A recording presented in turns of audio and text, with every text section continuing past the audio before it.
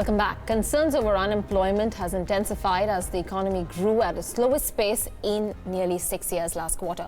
Auto sector cuts jobs as sales failed to pick up. Layoffs in small and medium enterprises could be severe too. A quick look at the jobs portals may help us track the trends of firings and hirings in the formal sector at least. But have such online portals been at the mercy of the slowdown too? Let's speak to Managing Director and CEO of InfoEdge, Mr. Hitesh Oberoi. He's joining us right now on the show.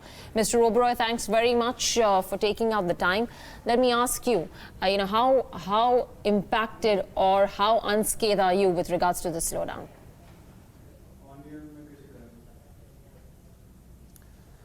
Well, so far so good. I mean, we've not really felt the impact in any major way. And the reason for that is that the IT sector and the IT-enabled services sector, which is about 40-45% of our revenue, continues to hire and hire well.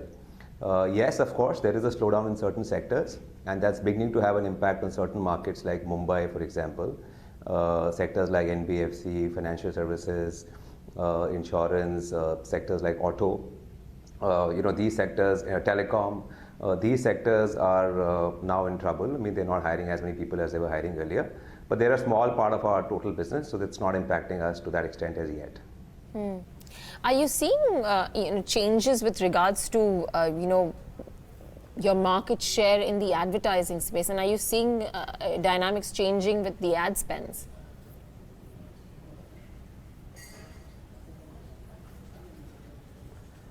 Not really. Our traffic share continues to be like it used to be. I mean, in the mid-70s, if you take the job portal market.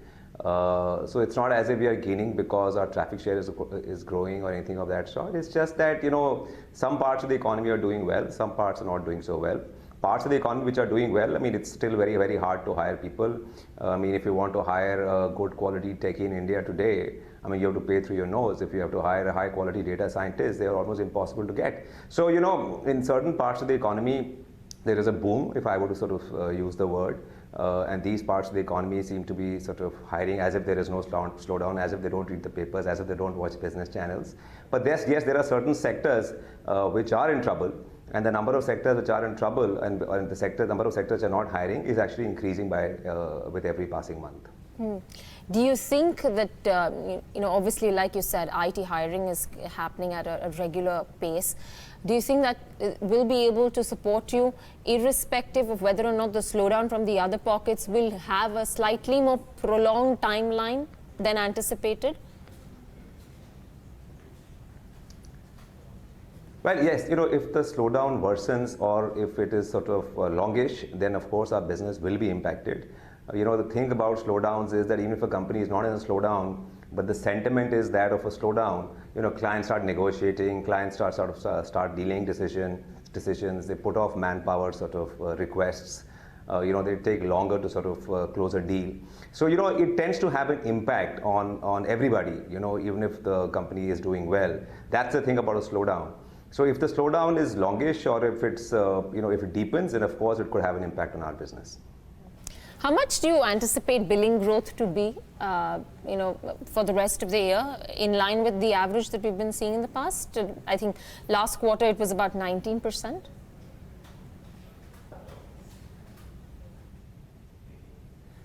Well, I really don't know what is going to happen going forward, but for the last 2 or 3 quarters now, we've been growing at 18-20%. And that is because, like I said, the IT sort of markets have been growing at more than 20%, and the non-IT markets are growing at about 15-17% for us. Now, if the non-IT markets slow down and growth there becomes like 8-10%, then of course it could impact our business. If on the other hand, the global economy slows down, because the IT markets are more indexed to what happens in the US and what happens in Europe than what happens in India, because a large part of the IT business is IT services. So if something happens to those markets as well, then even the IT business could slow down. So it's very hard to say what is going to happen going forward. But like I said, right now, we are seeing a slowdown in some sectors. Some sectors are okay. I don't know what's going to happen going forward. Okay, let's talk about 99 acres. Is that an area of slowdown?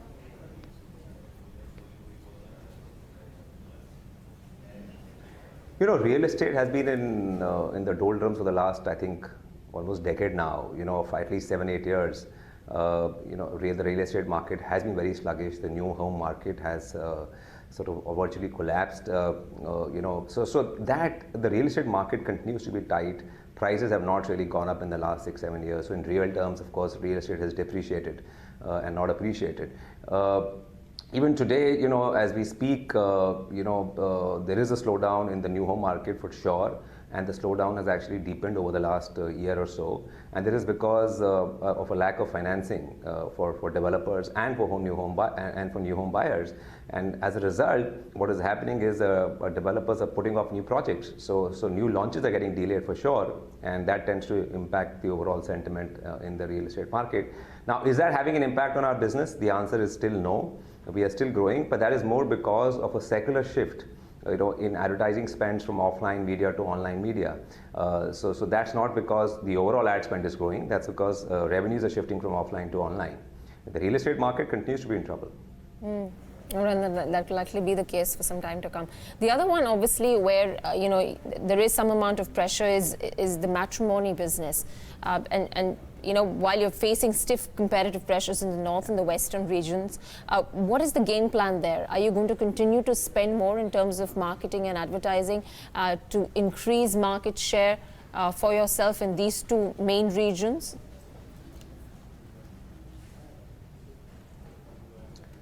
Yes, in the matrimony space, we are a challenger. We're not a leader.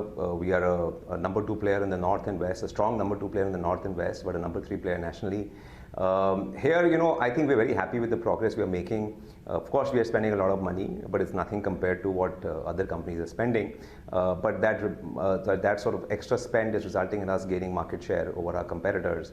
So I think that will continue. We want to continue to invest in the matrimony business. We see it as a third vertical inside the company after jobs and real estate.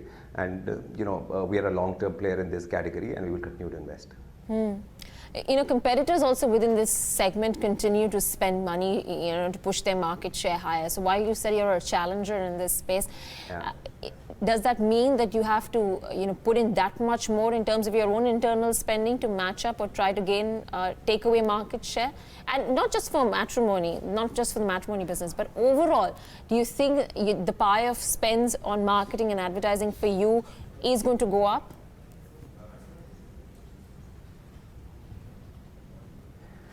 Well, let me answer the matrimony question first. At least we would like to believe that we are smart spenders, and we are a little more sort of frugal about the way we go about building our businesses than a lot of other players out there.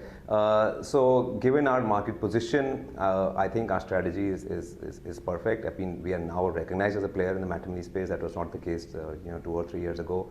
We are a large part of the north and west markets. I would estimate our market share in these sort of regions to be close to 35-40%, which is fairly significant. So we are a strong number 2, and we would continue to sort of invest.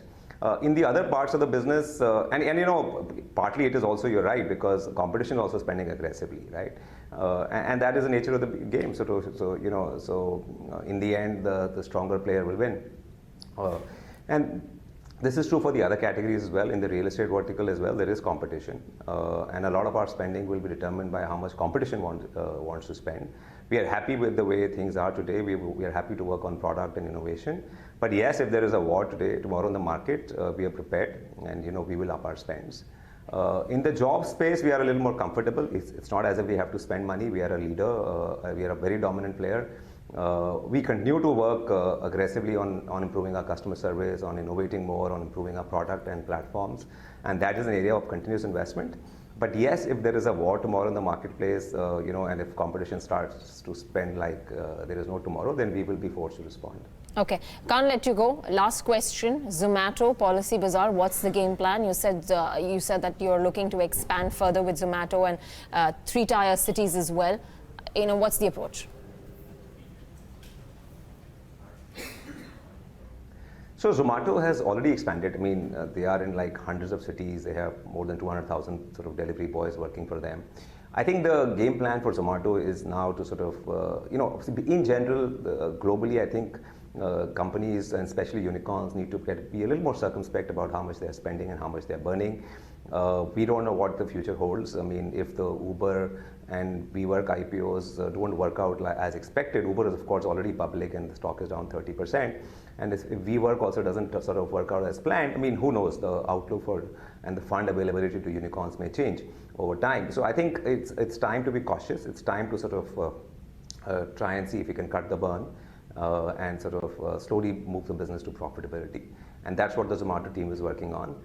In Policy Bazaar, we are very comfortable. We have a lot of money in the bank. The company is not burning a lot of money. It's growing rapidly. We are continuing to be financial investors in these companies and continue to be supportive. Got that. Hitesh, thanks very much for joining us this morning with your thoughts. That's management at InfoEdge, talking about all of the various businesses and how their approach is going to be to growth in FY20. Moving on.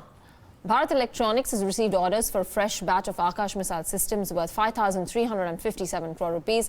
To know more about the order, Sharad Dubey had a chat with the chairman and the managing director, Mr. M.B. Gautama. Listen into that conversation. This is the first nominated project from Ministry of Defence. Post the ministry declared that nominated projects will carry 7.5% margins henceforth for all defence PSUs. We are happy and we thank both Indian Air Force and Ministry having confidence on Bharat Electronics and giving this order to us. We are hopeful that we'll be able to increase our profitability in this project by having the proper control over the program management, by ensuring that the risks are mitigated and really we don't have any risk-carrying costs, and we will be able to increase the margin. That's what is our expectation, and we'll work for it.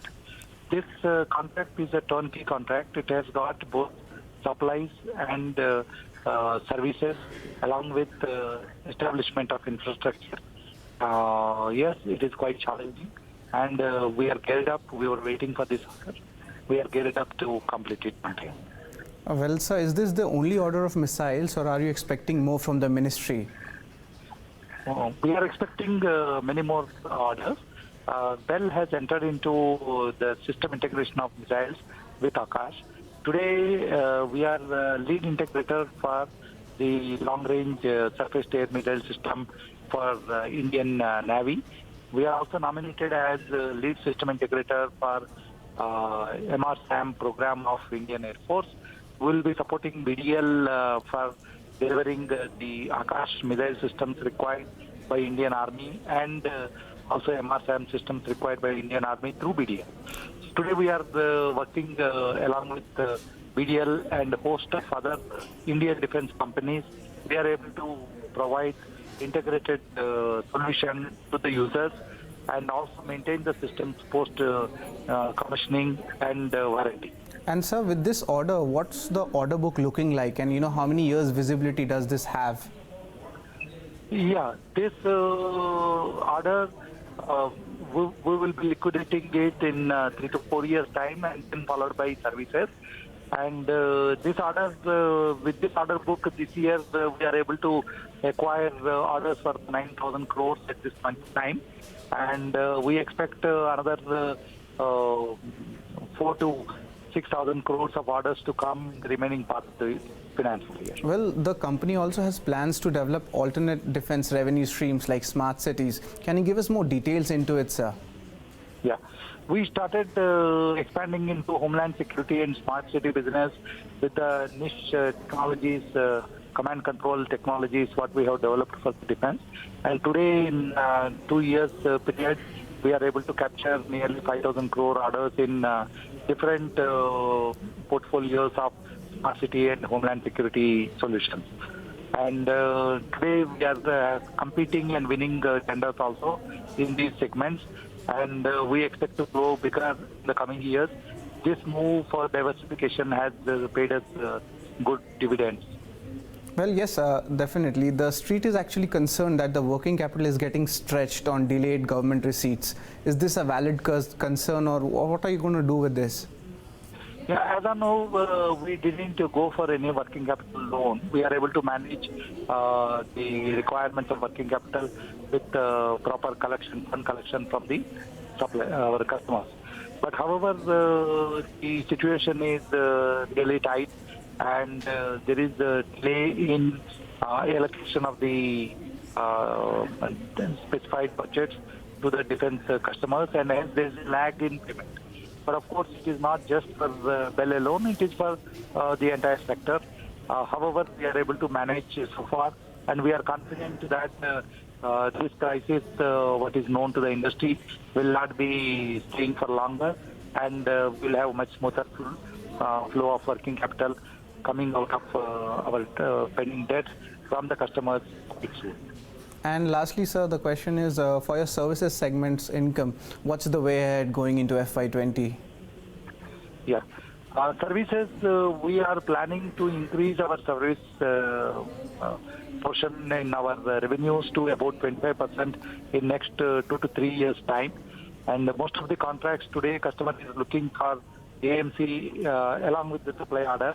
So we are now commencing all over the country our product support service centers. And with this, we expect in the coming years the service revenues to grow up to about 25% of our total revenue. So this is a strategy or plan what we have got in place at this point of time. And I'm quite confident that we'll do certainly big in service house. Right, that's the management of BEL talking about their new order win. Moving on, sharp gyrations in crude prices make it only harder for central banks to chart their rate trajectory. And Aramco is warning that it might take months to resume full operations at 2 of its facilities only makes it tougher. More so for a country like India, which remains one of the world's largest crude importers. So can it prompt the Monetary Policy Committee to reevaluate its position of being squarely focused on growth? Joining us now to talk about it is Upasna Bharadwaj, Senior Economist at Kotak Mahindra Bank. Upasna, thanks very much for taking out the time. This has thrown spanner in the works with regards to, us talking about inflation remaining benign and the RBI focusing on growth now. And if this actually lands up taking a lot more amount of time, which could lead to further crude oil price volatility, what does it do in terms of the thought process?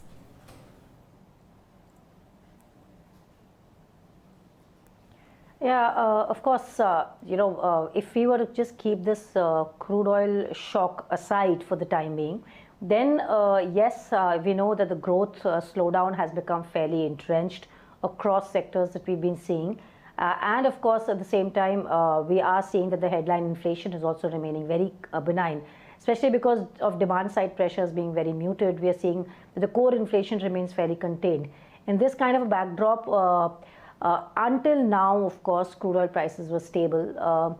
So clearly there was, and there still exists a room for monetary accommodation. And I think we would continue to see that. But yes, with the recent events, the volatility has, increased significantly, and given the extreme, dependency of India on oil imports, oil prices, of course, the financial assets in India become, fairly intertwined with the moves in oil prices.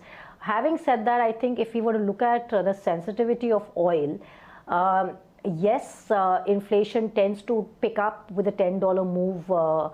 By about 35 to 40 basis. We do see current account deficit also worsened, which was actually becoming fairly muted in this year because of much weaker imports that we were seeing.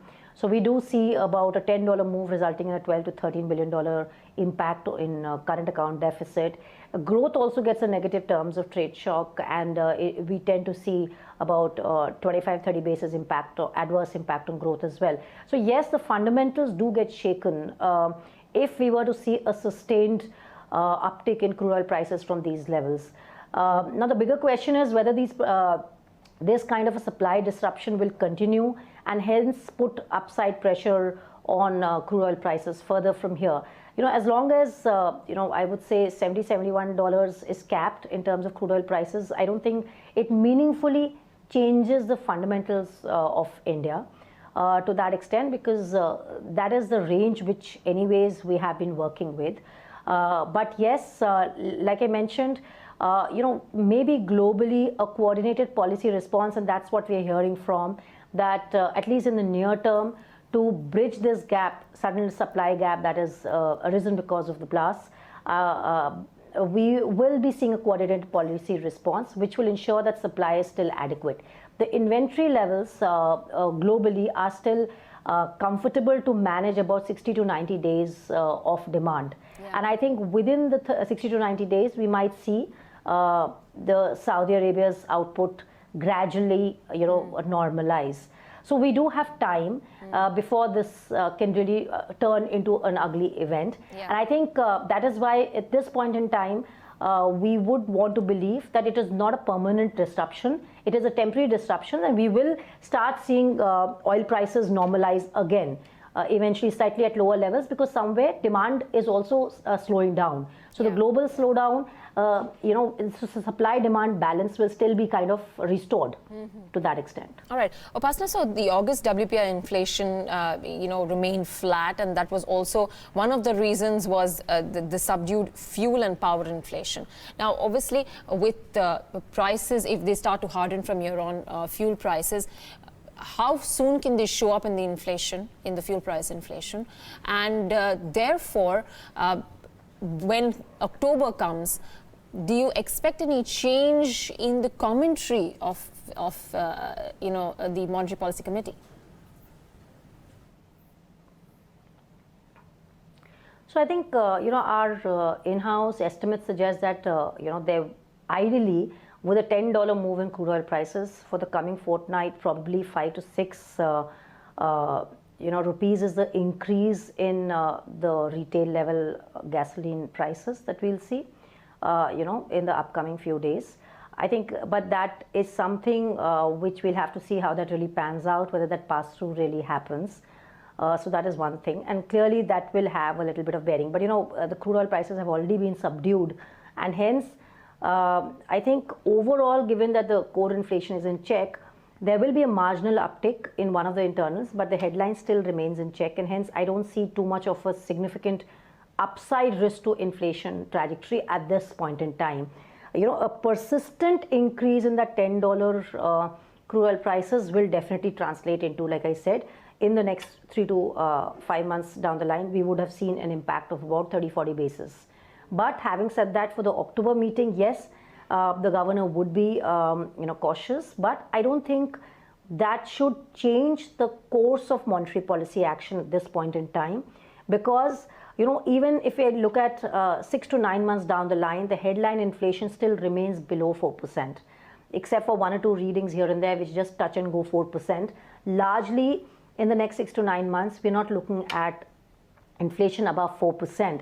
So if the crude oil prices were to sustain at least in the next 1 month, 1.5 months around 70, 65, 70 range, that also does not necessarily translate into a very high inflation number. At $65 a barrel, we would see a 30-35 basis impact if crude oil was to average around 75. So a $10 move is what I was talking about. So I'm not seeing too much of an upside risk in terms of CPI headline inflation. And given, like I said, that growth is extremely weak, my sense is we would continue to see monetary accommodation. We're looking at 40 basis of rate cut in October. WPI reading also just re-emphasized the fact that there's such low pricing power. CPI, of course, like I said, food inflation is slightly inching higher, but core inflation, which is the real demand side pressures, are still muted.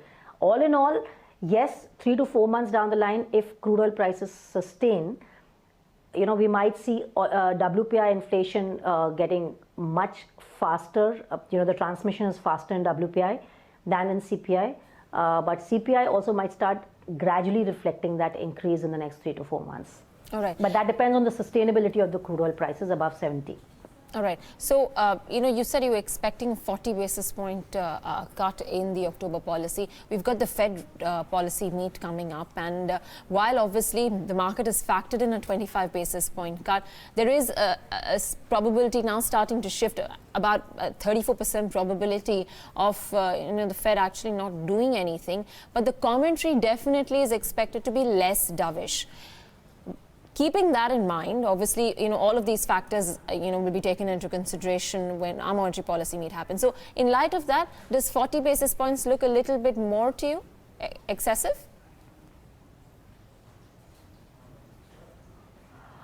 At this point in time, when there is, a shift of the global central banks towards further accommodation, and if not really getting into accommodation, but at least ready to act. That is the forward guidance that we're getting. And if you ask me, my sense is we may not necessarily see a rate cut by the Fed in this policy, but I think the guidance will still be that we are ready to act as and when required. Because the data in the US is relatively firm, and I still don't see that urgency for them to act in this policy. So I would assign a higher probability of a pause in this Fed meeting. But having said that, like I said, the forward guidance is going to be very crucial. And my sense is the forward guidance will relatively be dovish despite a pause in this meeting.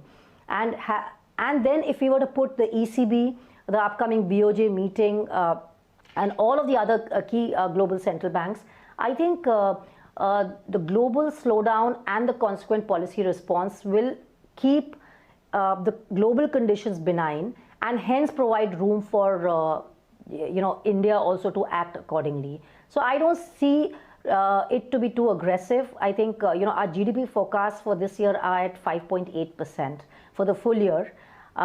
Clearly, there is a need for monetary accommodation. We know there's limited fiscal space, and hence I think at this point in time, we see monetary accommodation to probably, at least be acting as one of the enablers, if not necessarily a big trigger for revival in growth. All right, Upasna, it was great chatting with you and getting your thoughts on this. Appreciate it. Upasna Bharadwaj of Kotak talking about the implications of the surge in crude oil prices and what it could do to inflation, and therefore the stance of the Monetary Policy Committee. With that, we're done on Indian Open, about 0.5% lower on the benchmark index. Nifty 50 is at 10,952. The banks have lost an equal amount. But taking it forward from here is the F&O show. Thanks a lot for watching.